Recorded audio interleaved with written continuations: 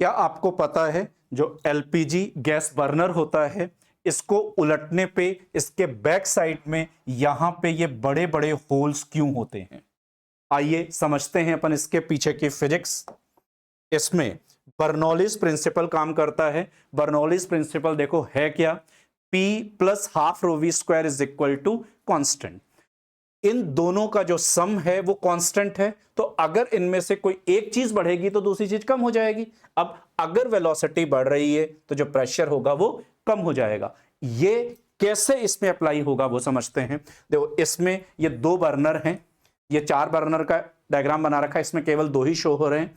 अब इसमें आपको एक ये पाइप दिख रहा होगा, यहां पे ये वाला पाइप, ये पाइप इधर ओपनिंग है इसकी। ये पाइप एक प्लास्टिक के पाइप से कनेक्टेड होता है एलपीजी सिलेंडर के साथ में।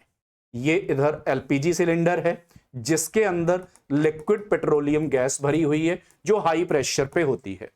इधर से ये जो बर्नर का पाइप है ये इधर आपको दिख रहा होगा, छोटे छोटे पाइप से कनेक्टेड है इस वाले पाइप के साथ में जिसमें एलपीजी सिलेंडर सप्लाई करता है।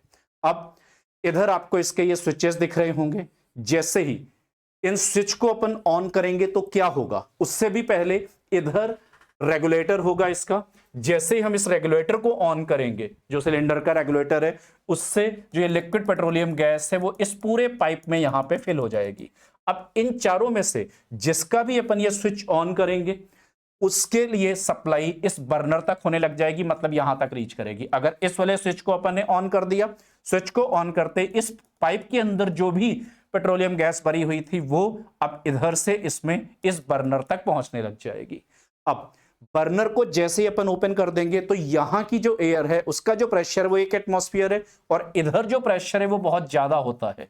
जो इसके अंदर जो पेट्रोलियम गैस है वो आप कह सकते हो ठूस ठूस के भरी हुई है, तो यहां का प्रेशर ज्यादा है और यहां का प्रेशर, इस जगह का जो प्रेशर होगा आउटसाइड का वो कम होगा।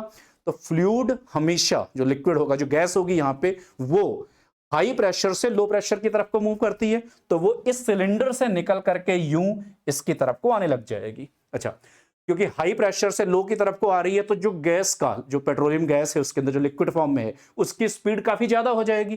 तो यहां जब इसमें से वो ऐसे मूव कर रही होगी, इधर को आ रही होगी, तब उसकी जो वेलोसिटी है वो ज्यादा हो जाएगी, जो स्पीड है उसकी वो ज्यादा हो जाएगी। अच्छा, आउटसाइड की जो एयर है वो लगभग रेस्ट में ही होती है, तो आउटसाइड का जो प्रेशर है वो ज्यादा होगा क्योंकि यहां की वेलोसिटी कम है और ये प्रेशर लगभग वही 1 एटमॉस्फेयर ही होगा। इनसाइड क्योंकि वेलोसिटी बढ़ गई तो वहां का जो प्रेशर होगा वो कम हो जाएगा। अब फिर से बाहर प्रेशर ज्यादा है, बाहर दाब ज्यादा है, अंदर का दाब कम है, तो जिधर दाब ज्यादा है उससे कम की तरफ को एयर को पुश किया जाएगा, उसको धक्का दिया जाएगा, मतलब बाहर वाली जो एयर है वो इसके अंदर की तरफ को धकेली जाएगी, जिससे जो इधर इस पूरे में लिक्विड कंटिन्यूटी में बना हुआ था वो यहां पे एयर के अंदर जाने की वजह से जो एयर होगी, हवा जो होगी उसमें मिक्स हो जाएगी, जिसकी वजह से अब इससे आगे इस बर्नर तक यहां पे वो जो स्प्रे होते हैं, छोटे छोटे जो कण बन जाएंगे, उनकी फॉर्म में पहुंचेगी और यहां पे हम उसको इजीली जला सकते हैं। अब दूसरी चीज आती है, अगर हम यहां पे ये बर्नर को जला रहे हैं, कोई भी चीज जलती कब है, उसके लिए बेसिकली 3 चीजों की जरूरत होती है, हीट, फ्यूल और ऑक्सीजन। अच्छा, हीट अपन ने यहां पे लाइटर से या माचिस से किसी भी चीज से दे दी, फ्यूल की फॉर्म में जो एलपीजी यहां पे जो गैस है वो मिल रही है, तो ये 2 चीजें होगी। तीसरी चीज ऑक्सीजन। ऑक्सीजन कहां से आ रही है यहां पे, उसका भी यही आंसर है। यहां पे जो एयर अंदर को जो पुश की जा रही थी, जो धकेली जा रही थी, अब आपको पता है एयर के अंदर ऑक्सीजन भी होती है, तो जो ये एयर मिक्स हो करके उस गैस के साथ में यहां पे इस बर्नर पे पहुंच रही थी, उसके अंदर ऑक्सीजन भी है, तो ऑक्सीजन भी यहां पे मिल गई। तो ये तीनों चीजें मिल करके यहां पे ये जलता हुआ मिलता है हमें, जिसकी वजह से अपन हीट प्रोड्यूस करते हैं और इसके ऊपर अपना कोई भी पैन रख करके अपन खाना या कोई भी चीज बना सकते हैं।